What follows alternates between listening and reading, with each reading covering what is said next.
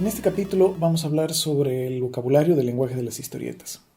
En el capítulo anterior habíamos visto cómo un icono es una representación de una cosa y siendo las historietas un medio que depende de un solo sentido, nuestros dibujos tienen que ser la representación de todo esto. O sea que los iconos son como las palabras que forman las historietas y su lenguaje. Así que en este capítulo vamos a ver algunos de los iconos que se usan específicamente como símbolos en el lenguaje de las historietas. Como ser, por ejemplo, los que vemos aquí. Las pequeñas nubes de polvo que dejan los personajes al caminar, las estrellas o las pequeñas líneas de acción que suceden cuando los personajes se mueven. Todos estos son iconos específicos que se usan en el lenguaje de las historietas. Y por eso es que decidí ponerle a este capítulo el de lexicomicología, que es el estudio de las palabras del lenguaje de las historietas. Tomemos, por ejemplo, esta taza de café. Dado el contexto en donde normalmente uno encuentra una taza de café, como ser el desayuno, podemos asumir que está caliente, por lo cual tomamos las pequeñas líneas que están encima de la taza como que dan el significado ese de calor. Pero al mismo tiempo, podemos quitar esa taza, reemplazarla por otro dibujo, sin ni siquiera tocar estas líneas, como esto, y el significado del mismo símbolo cambia totalmente. O sea, deja de ser un significado de calor y pasa a ser un significado de mal olor. Pero incluso así bien podríamos aumentarle tal vez algunos iconos más para dejar el símbolo, o sea, para dejar el significado totalmente claro. Aunque ciertamente podemos darnos libertades a la hora de hacer un cómic, es sumamente útil tener algún tipo de estándar de comunicación para que todos más o menos sepamos que algunos símbolos tienen cierto significado, si no la comunicación sería más o menos imposible. Aunque parezca curioso, hay varios libros que se dedican específicamente a ello, y este es uno que me pareció muy interesante, el Lexicon of Comicana del dibujante Mort Walker, conocido por su cómic Beetle Bailey, que yo nunca he leído, pero estoy seguro que todos lo hemos debido ver en algún momento por ahí, que es básicamente eso, es una clasificación de todos estos iconos que aparecen recurrentemente en las historietas. Y aquí he decidido tomar algunos de los ejemplos que están en el libro, que seguramente todos nosotros hemos visto en algún momento, porque me pareció interesante que hay alguien que se haya dado el tiempo de categorizar este tipo de cosas, y porque la verdad que no sería una mala idea tener un vocabulario estándar para referirse a estas cosas, porque yo nunca he sabido realmente cómo llamarle a todas estas cosas.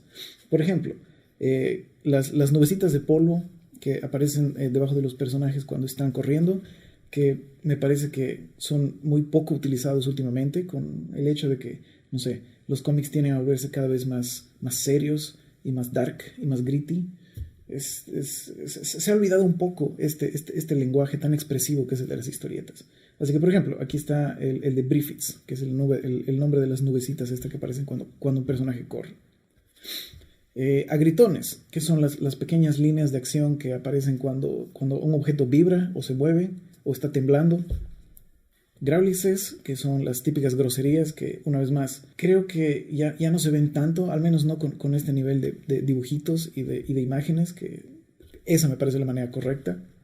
Blurgits, que también son sumamente populares en los cómics de superhéroes y de acción en general, que son las líneas de acción que dan a entender el movimiento de un personaje. Dites, que son las lineecitas que aparecen en los espejos u otros vidrios a modo de reflejo. Emanata, que seguramente es uno de los más usados que hay, que son, claro, estas pequeñas líneas que aparecen sobre la cabeza, ya sea por sorpresa, shock o cosas parecidas. Squeens, que son un tipo de emanata, pero que específicamente denotan enfermedad, malestar, mareo, algún tipo de enfermedad puede ser. Heights, parecidos a las líneas, a los blurgits de movimiento, pero que son específicamente para denotar velocidad.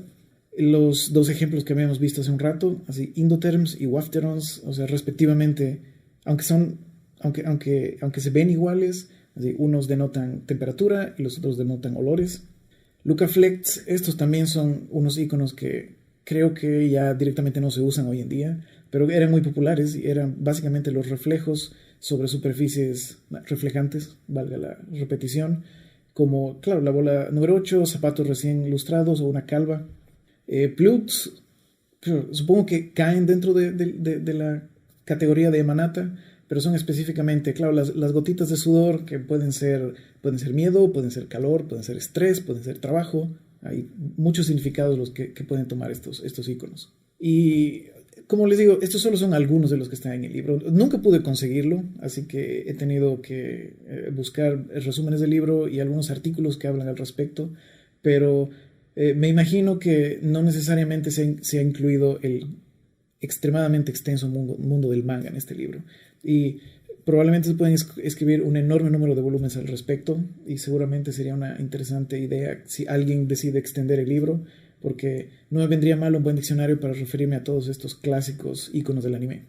Y he decidido poner aquí específicamente los símbolos del manga y el anime en esta parte porque ciertamente la diferenciación que la gente normalmente hace entre uno y otro estilo es en buena medida debido específicamente a este tipo de íconos. O sea, las maneras en que se expresan los sentimientos, las emociones, el estado de ánimo de las personas es bastante diferente en uno y otro estilo.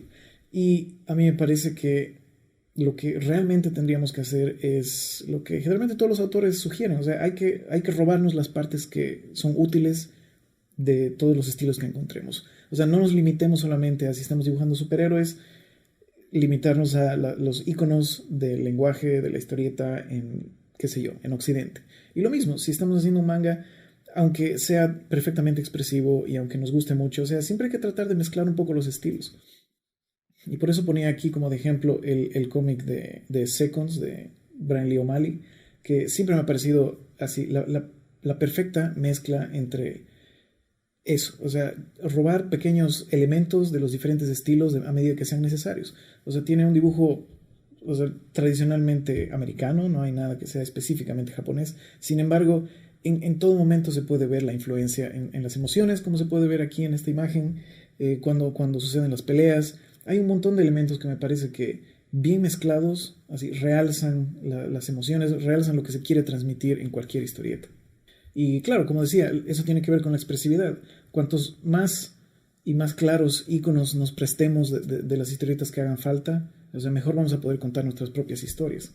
Y esta mezcla de elementos para transmitir más eficientemente un mensaje nos lleva al siguiente y muy importante punto del lenguaje de la historieta, que es, como se puede ver aquí en la última línea de los paneles, que son las onomatopeyas, que son los sonidos, o sea, que son usar letras para representar sonidos, siendo probablemente el boom la más clásica de las onomatopeyas que uno ve y lo que sin duda hace típicas a las historietas. O sea, como se veía en los shows de Batman con Adam West, los pow, pow y todos los golpes que significaban sonidos y acción son una característica indudable de todos los tipos y estilos de cómics que existen.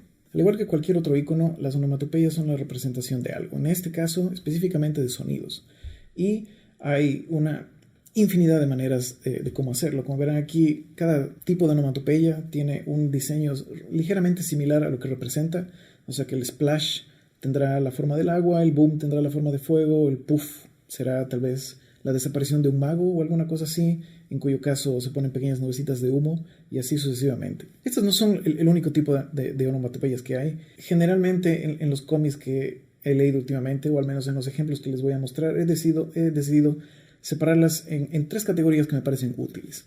La primera es las onomatopeyas acústicas, que las llamé así porque son representaciones exactas de cómo suena un sonido.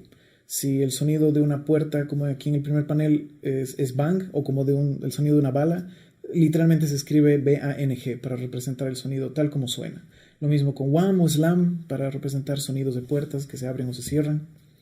Aquí podemos ver algo muy similar, o sea, los sonidos de tepe, tepe, tepe y tac, tac, tac, o sea, para los pasos del personaje que está bajando por las escaleras. Entonces, todos los sonidos se trata de imitar con las letras exactamente como suena el sonido. El segundo tipo de onomatopeyas que últimamente he empezado a usar y me parecen extremadamente útiles son a las que he decidido llamarlas textuales, porque en vez de imitar un sonido con las letras, directamente se usa la palabra o el verbo que está sucediendo en el panel para que más o menos el lector se imagine dentro de su cabeza cómo podría sonar ese verbo. En este caso, por ejemplo, en el segundo panel dice grab, que significa, o sea, agarrar en inglés, y es que el personaje se acerca al segundo, la protagonista se acerca al segundo personaje y le agarra las manos. Entonces, en vez de hacer el casi imperceptible sonido de agarrar otra mano, sencillamente le pone el verbo. Y esto me parece extremadamente útil porque es una buena manera de aprovechar el hecho de que el lector es nuestro cómplice al momento de contar una historia y podemos un poco abusar de su confianza y darle la tarea de imaginar todos estos sonidos. Por ejemplo, en el panel de ahí arriba que dice Bolt, es específicamente el verbo para saltar sobre una cosa. O 2, 3, 4. En el quinto panel, donde está sacando la pequeña olla, es get, de sacar. Y lo mismo, en el último panel de la primera hoja, simplemente le ponen dash del verbo dash, que es eso, correr rápidamente hacia a una dirección. Y en el primer panel, por aquí, de la segunda página, es lo mismo. En vez de tal vez ponerle pum, pum, pum, pum, para representar que la olla está rodando, simplemente le ponen tumble. Y hacen que el lector, una vez más, use su propia imaginación para imaginar o adaptar cualquier sonido que a él mejor le parezca. Y el último tipo de onomatopeya que quería mencionar, al que llamé gráfica, es en donde el sonido no solo es representado por las letras que lo conforman, sino que el sonido se vuelve como parte de la imagen misma. O sea, no es una serie de textos que se ponen encima de un panel, sino que el sonido es parte del panel. Estos son algunos paneles del cómic Prince of Cats, y como se puede ver aquí arriba, por ejemplo, la onomatopeya no solo está puesta ahí encima, sino que el mismo sonido del spray que está saliendo es el spray que está saliendo de la lata. O sea, de manera similar, en el panel donde está tomando un refresco con una bombilla, o sea, el sonido de la bombilla va alrededor y forma parte del mismo dibujo. Es ciertamente un poco más difícil hacer este tipo de arte porque hay que hacer una muy seria planeación por adelantado sobre exactamente cuál es el contenido que van a tener, pero sin duda es sumamente impresionante el resultado, y donde uno pueda, siempre pensaría en tratar de hacer algo un poco más complejo como esto, antes que las onomatopeyas de los otros dos tipos. En esta última parte de este capítulo quería ir un poco más allá del diccionario, porque como lo mencionaba al principio, llega el momento en donde necesariamente vamos a tener que tomarnos libertades al dibujar y hacer una historieta. Y no siempre el diccionario que tenemos a mano o las reglas que hemos aprendido nos van a ser necesariamente útiles. Quería mostrar un ejemplo que me pareció una buena muestra de cómo el diccionario puede llegar a ser insuficiente. Para quienes todavía se acuerdan del pasado lejano, esta es la serie Gem que daban durante los 80s. Se trataba durante una banda musical que tenía su doble identidad, y tenían por ahí una inteligencia artificial y tenían hologramas, y como todas las cosas que daban en los 80s había que verlo religiosamente. Por suerte todavía no lo han rebootado como una serie de animación, pero sí han hecho un reboot durante el 2015, que me pareció desde las primeras imágenes que vi, me pareció que él era fantástico. O sea, el diseño de personajes era excelente, el tono me pareció fantástico, y ni qué decir del coloreado. Pero me pareció especialmente bueno una vez que empecé a leerlo. Y lo traigo como ejemplo en este capítulo porque esta es una buena muestra en donde todos estos iconos de los que hemos estado hablando, ya sean los iconos de, qué sé yo, las líneas de acción, o las onomatopeyas, e incluso los diálogos empiezan a mezclarse unos con otros. O sea, los protagonistas es una banda pop, así que obviamente lo que se trata de transmitir es ese mismo estilo de música, más apuntada hacia los jóvenes, relativamente melodiosa. Y por ejemplo, si a mí alguna vez me hubieran dicho tienes que dibujar un video musical, seguramente no hubiera sabido ni por dónde comenzar. Pero por ejemplo, miren este par de páginas en donde es básicamente el video musical de una de sus canciones. Aquí es donde todos estos elementos empiezan a cruzarse unos con otros y a sobreponerse, porque si vemos estas páginas, si vemos la mezcla entre las imágenes que hay, o sea, son estos onomatopeyas, porque definitivamente están transmitiendo la idea de sonido, incluso el tipo de sonido que es, el tipo de música, el ritmo que se está usando. Son diálogos, porque definitivamente están cantando y son las palabras que salen de ahí. Son algún tipo de otra categoría de icono específicamente dedicada a transmitir la idea de música. Hay cierto punto en donde necesariamente, por más categorizaciones que hagamos, por más reglas que tengamos, o sea, eventualmente vamos a tener que simplemente usar nuestra imaginación. Y otro aspecto importante es que, como les decía, las protagonistas son una banda de pop que tiene música que me imagino debe sonar algo parecido a Britney Spears o cantantes de ese estilo. Y las antagonistas son, al contrario, una banda que ya desde su aspecto visual están chocando con eso. ¿Qué serán? Alguna especie de grunge, alguna especie de glam metal medio retro, no sé, pero una vez más, los iconos, o sea, que transmiten el tipo de líneas que usan, transmiten O sea, no es la misma música pop rosadita del anterior grupo, sino que es más agresiva, es visualmente más chocante. Y lo mismo, aquí hay un par de páginas de una de sus presentaciones.